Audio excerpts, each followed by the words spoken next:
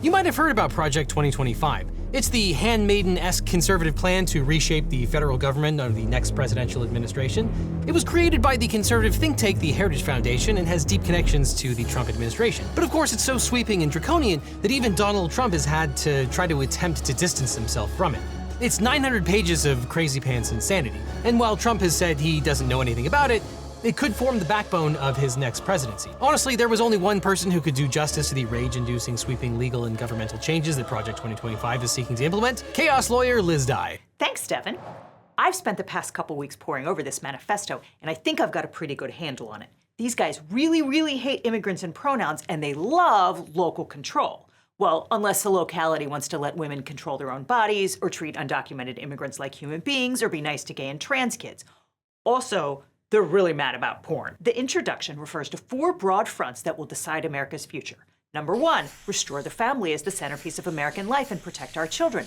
Number 2, dismantle the administrative state and return self-governance to the American people. Number 3, defend our nation's sovereignty, borders, and bounty against global threats. Number 4, secure our God-given individual rights to live freely, what our Constitution calls the blessings of liberty. What makes these 4 pieces of the conservative promise so valuable to the next president is that they cut through superficial distractions and focus on the moral and foundational challenges America faces at this moment of history. And okay, who doesn't want to protect children, right? I mean, raise your hand if you hate freedom. Bueller.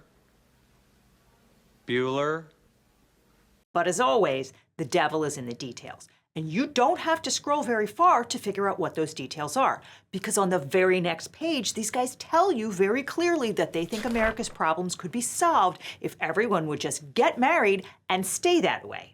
Who's to blame for what ails us? Unmarried mothers, because there is no government program that can replace the hole in a child's soul cut out by the absence of a father. Fatherlessness is one of the principal sources of American poverty, crime, mental illness, teen suicide, substance abuse, rejection of the church, and high school dropouts. That's a bold claim, although they cite no source for it. Nor is it clear what role the government should play in ensuring that children stay in the church. And anyway, how is the government going to convince parents to stay married?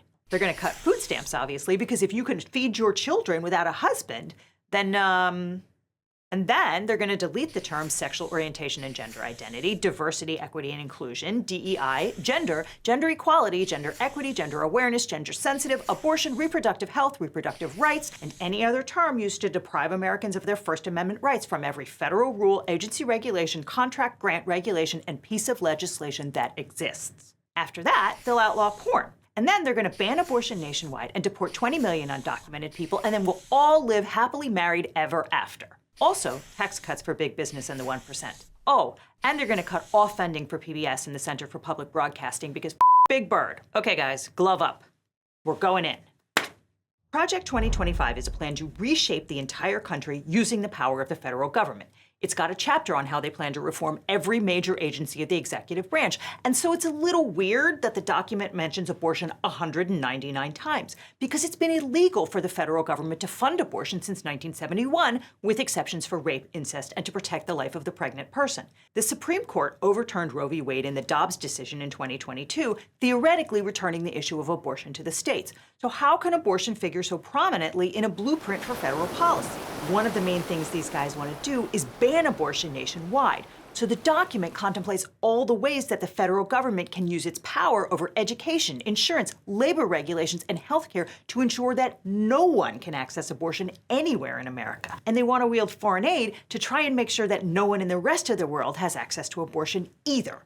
As with most of Project 2025, the chapter on their plans for the Department of Health and Human Services was written by a Trump administration alum. In this case, Roger Severino, who worked at the Justice Department under Donald Trump. He believes that we should eliminate the HHS Reproductive Health Care Access Task Force and install a pro-life task force to ensure that all of the department's divisions seek to use their authority to promote the life and health of women and their unborn children. Additionally, HHS should return to being known as the Department of Life by explicitly rejecting the notion that abortion is health care. Abortion is a complicated issue. People of good faith can disagree here, but the problem with Project 2025 is that it pretends the issue is not complicated. Even states like Texas, which ban abortion completely, have a provision in the law providing an exception to protect the life and health of the mother. Because in fact, some women will die or suffer grave health consequences if they cannot access abortion. Whether that provision in the law actually ensures access to care is another matter. Some pregnancies are the result of rape or incest, and most Americans think it should be legal for women to access abortion in those tragic circumstances. But Project 2025 simply pretends all that away with ominous references to the global abortion industry, as if there was a company called Big Abortion that was advertising 2-for-1 deals on every platform to get you to come down to the abortionplex and hop into the stirrups for another round. Severino wants the CDC to fund studies into the risks and complications of abortion and ensure that it corrects and does not promote misinformation regarding the comparative health and psychological benefits of childbirth versus the health and psychological risks of intentionally taking a human life through abortion. And he plans to, quote, drive investigative review of literature for a variety of issues, including the effect of abortion on prematurity and breast cancer. But there is no link between abortion and breast cancer, and there's no link between abortion and depression. And that's not how science works. You don't start with your preferred policy position and then go and try and create studies to back it up. But Project 2025 isn't just waiting for evidence to come in before implementing its policy goals. They want to reverse the FDA authorization of mifepristone, the most commonly used drug for medication abortions. They claim that it's untested and unsafe, despite the fact that it was approved in America in 2000 and has been in use in France since the 80s. They want to ban mailing mifepristone across state lines under the Comstock Act, which, okay, more on that in a second. Project 2025 wants the federal government to discourage abortion tourism, by which they mean they intend to stop women in states which ban abortion from crossing state lines to get the care they need. They also want to block any federal money going to organizations like Planned Parenthood, which provides both abortion care and a whole array of other health services. So if you want to be screened for breast or cervical cancer at Planned Parenthood, well, you are just out of luck. And you know, if you don't want people to invoke the Handmaid's Tale when they're talking about your program, maybe don't use the words abortion surveillance and complain that the government isn't tracking abortions closely enough, and put in writing that you plan to force doctors to ask women why they're choosing to have an abortion and then report the answer to the federal government. So if you have a period tracker on your phone, no, you don't. Run. And it's not just abortion that these Project 2025 guys are so weird about. They have a lot of thoughts about birth control, too. They want to ban the morning after pill, which they call a potential abortifacient. It is not. They want to ban medical schools from teaching new doctors how to safely perform an abortion, and they want to cut government funding for condoms from the Women's Health Initiative because they say that condoms have nothing to do with protecting women's health, which suggests a fundamental lack of understanding of human biology. Can this same procedure then be done in a pregnancy? Swallowing a camera and helping the doctor determine what the situation is with the Mr. Chairman and Representative, it cannot be done in pregnancy simply because when you swallow a pill, it would not end up in the vagina. Fascinating. Instead, they want the CDC to update its public messaging about the unsurpassed effectiveness of modern fertility awareness-based methods of family planning and stop publishing communications that conflate such methods with the long-eclipsed rhythm or calendar methods. Fertility awareness-based methods involve tracking your menstrual cycle and abstaining from sex during ovulation when you're most likely to become pregnant. The rhythm method involves tracking your menstrual cycle and abstaining from sex during ovulation when you're most likely to become pregnant. Neither one of these provides any protection from sexually transmitted infections, and both have a roughly 20% failure rate over a year. Or as they used to say back in the day, you know what they call people who use the rhythm method? Parents. Birth control pills, IUDs, and even condoms are more than 98% effective at preventing pregnancy. So when Project 2025 talks about the unsurpassed effectiveness of so-called natural family planning, they're maybe leaving out one or two relevant data points. But at least it's legal to ship an ovulation monitor through the mail, because one of the ways Project 2025 contemplates reducing access to birth control and abortion is by reviving the Comstock Act, an 1873 statute that made it illegal to use the post office to send birth control and pornography. It was named for Anthony Comstock, an anti-masturbation activist who claimed that books are feeders for brothels and burned tons of them. The law was immediately and successfully challenged on First Amendment grounds, but it remains on the books, and Project 2025 envisions using it to prevent the shipment of medication abortion drugs and anything else they consider an abortifacient, including many popular birth control devices and medicines. But what should the government do to prevent the spread of STIs? Well, Project 2025 has a plan for that too, and that plan is to encourage us all to get married. No, I'm serious. Their plan to stop gonorrhea is to focus on strengthening marriage and sexual risk avoidance. And although the Supreme Court legalized gay marriage in 2015, the Heritage Foundation guys do not mean happily married gay couples. They mean heterosexual couples because, quote, families comprised of a married mother, father, and their children are the foundation of a well-ordered nation and healthy society, and so, for the sake of child well-being, programs should affirm that children require and deserve both the love and nurturing of a mother and the play and protection of a father. In fact, it's not just gay marriage that's in the Project 2025 crosshairs. This is a plan to erase LGBTQ+ people from public life entirely. The authors of Project 2025 seem to think that most of the nation's problems could be solved if we could just get rid of gender identity, or what they call the unscientific notion that men can become women and vice versa.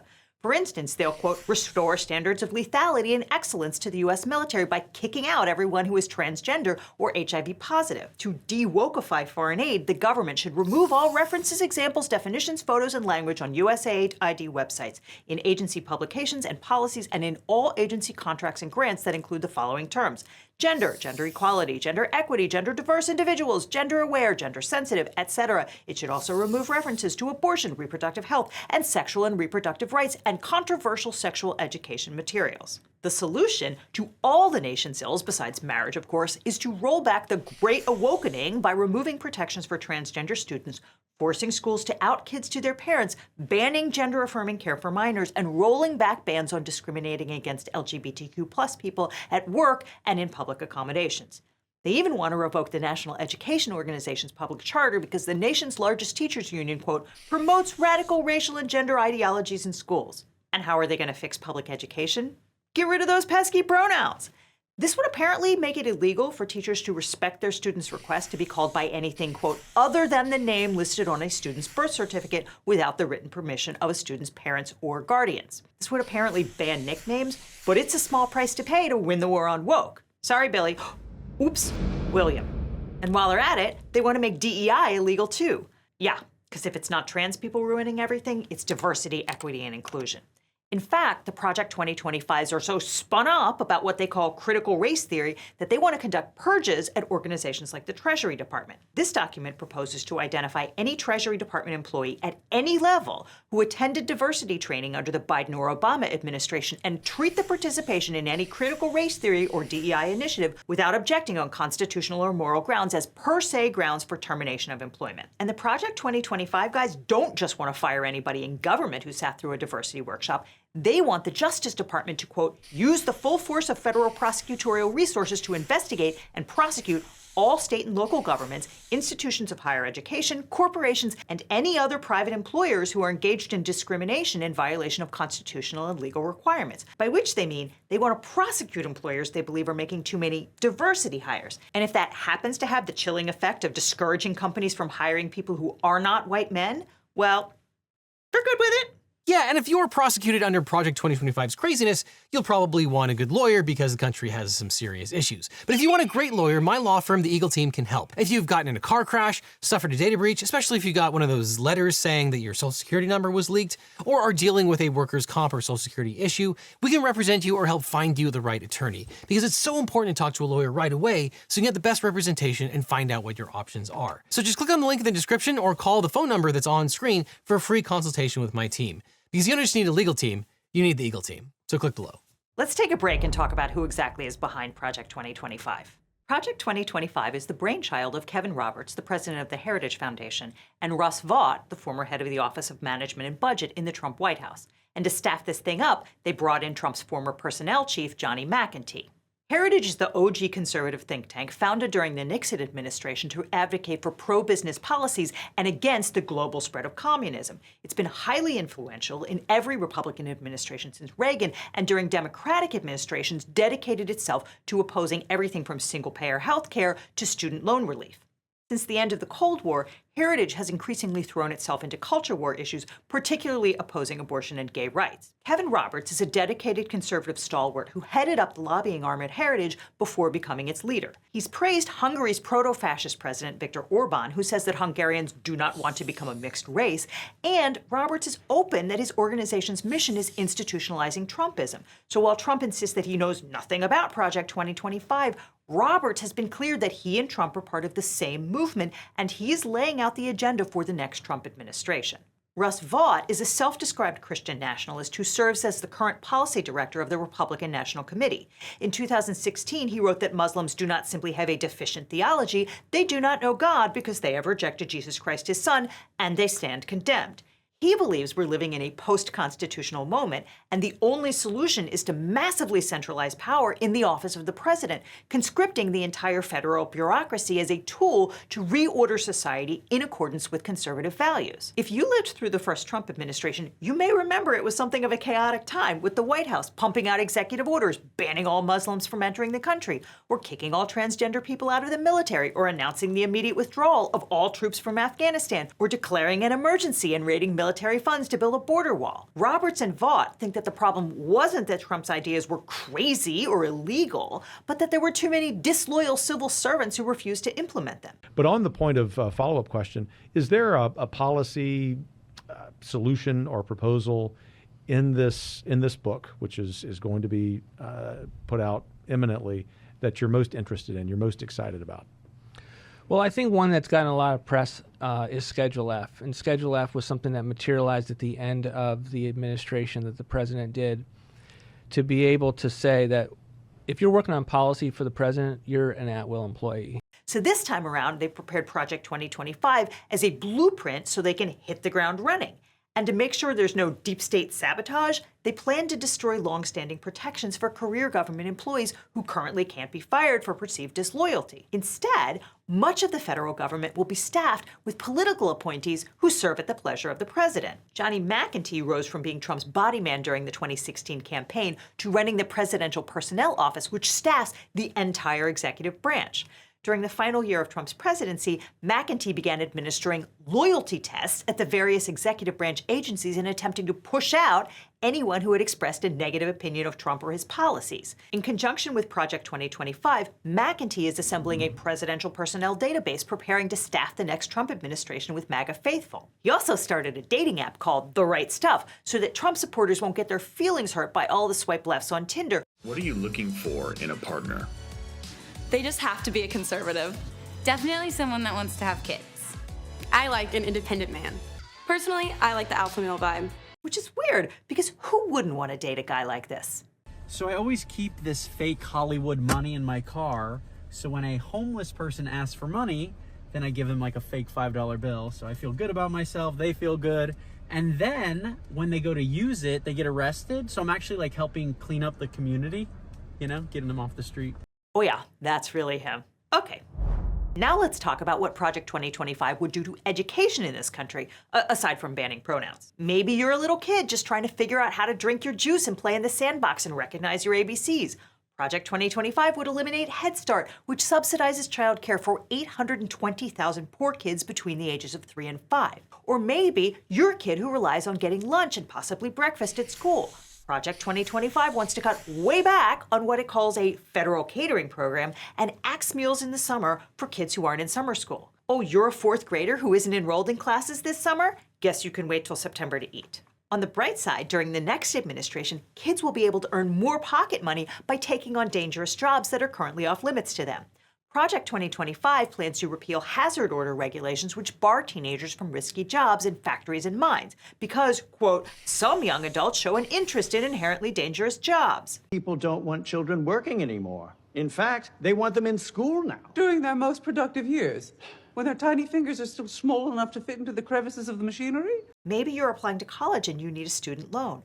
Project 2025 aims to end federally subsidized student loans on the theory that the marketplace will do it more cheaply and efficiently. And if the government does make education loans, Project 2025 wants to treat those as an economic investment which must be repaid in interest and principal rather than an investment in the education of the American population.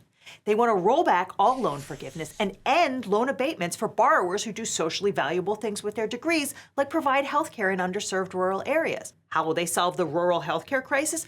Well, they'll reduce the regulatory burden. According to the Center for American Progress, a liberal think tank, borrowers would pay about $3,000 more a year under this plan. In fact, the Project 2025 guys think the Department of Education, which they call a convenient one-stop shop for the woke education cartel, should be abolished in its entirety. And speaking of stuff they'd like to kill, you can wave goodbye to free weather reports. The chapter on the Environmental Protection Agency is written by Mandy Gunasekara, who was chief of staff at the EPA under Trump.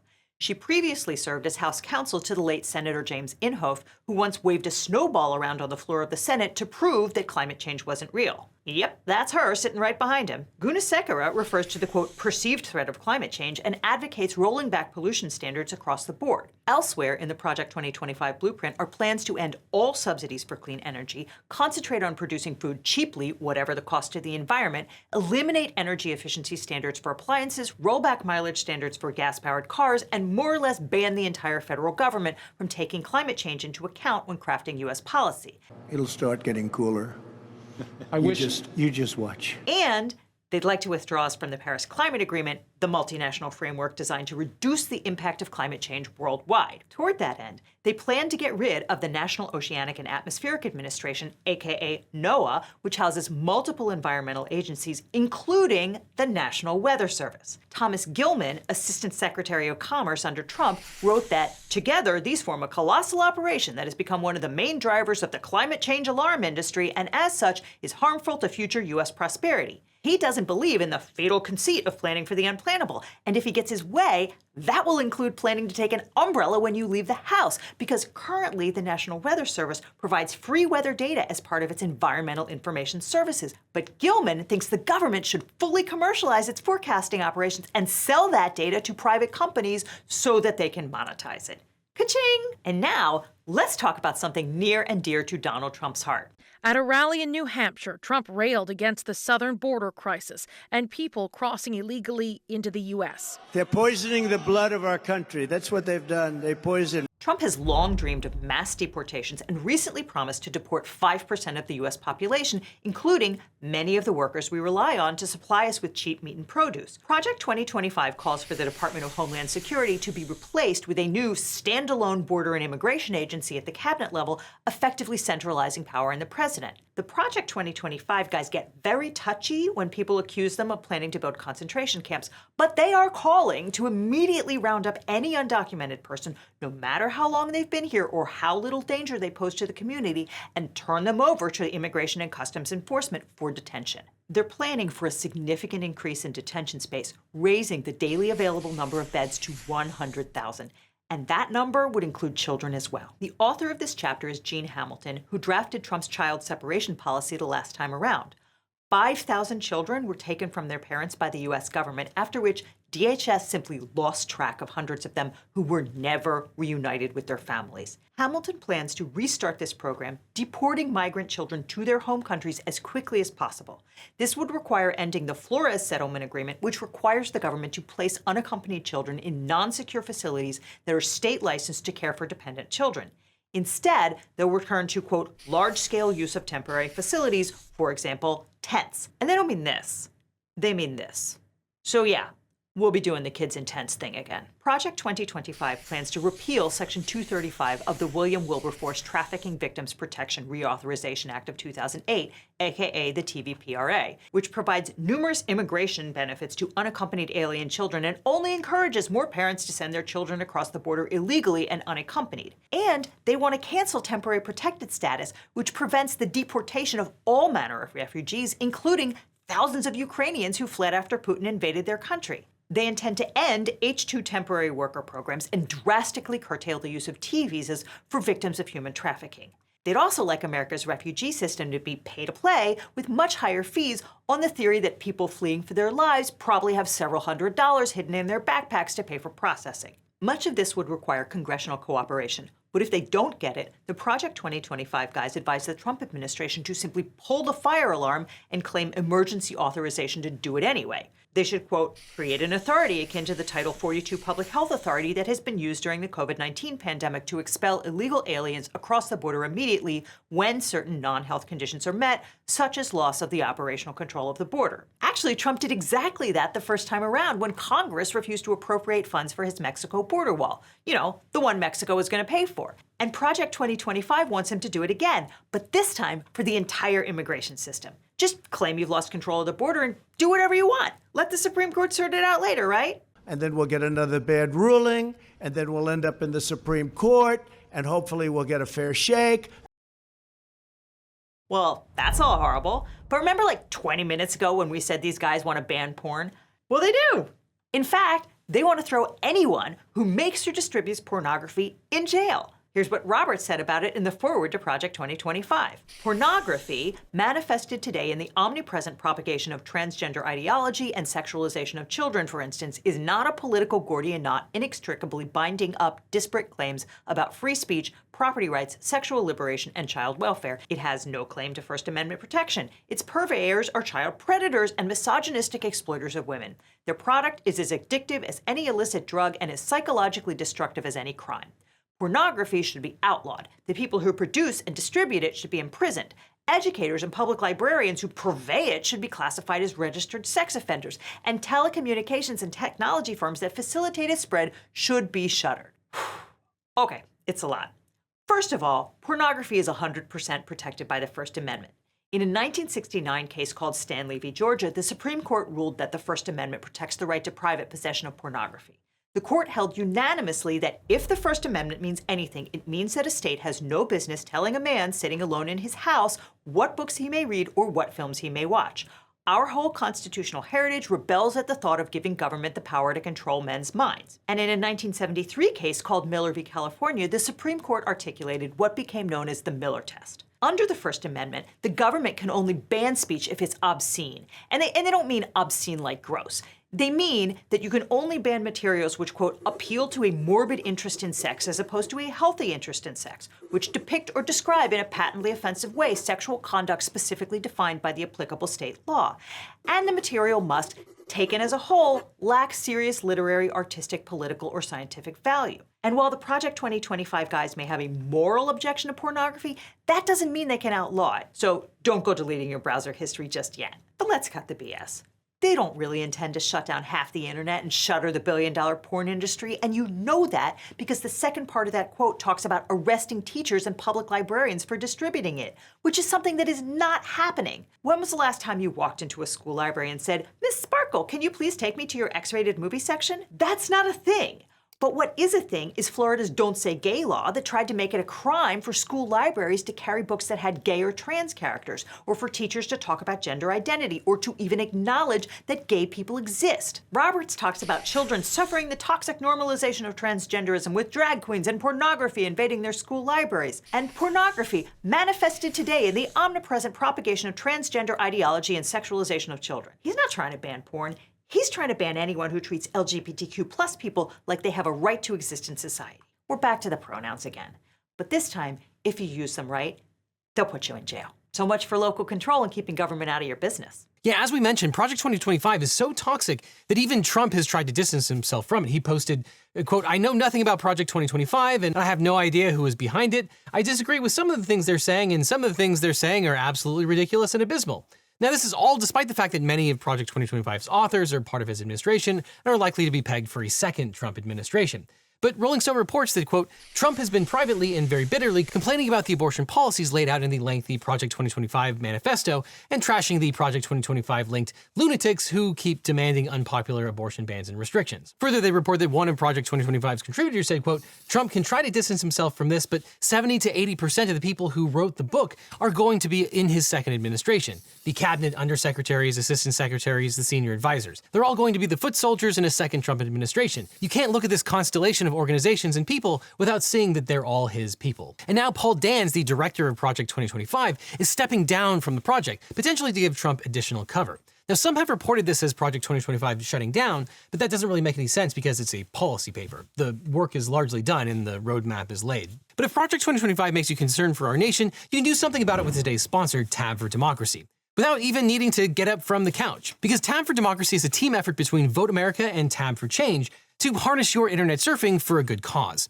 It's easy to use and you can download it in less than 30 seconds. Here's how it works. You simply download the extension, and every time you open up a new tab, there'll be a few ads in the corner of the new tab page. These ads generate the revenue that funds Vote America's charitable impact. And the best part? It's completely free. Currently, less than 50% of people younger than 30 vote in presidential elections, and less than 30% vote in non-presidential elections. As a result, the electorate, and by extension the representation in government, is skewed toward the older and wealthier. To change that, we need to get young people the information and resources they need to vote. Your tabs will support Vote America's effort to make sure that every eligible American has their voice heard in our democracy by removing barriers to voting.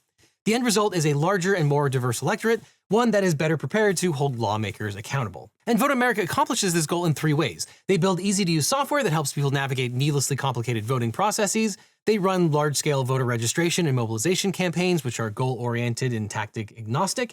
And finally, they engage in impact litigation against states that pass voter suppression laws. And they've recently won lawsuits against Kansas and Georgia.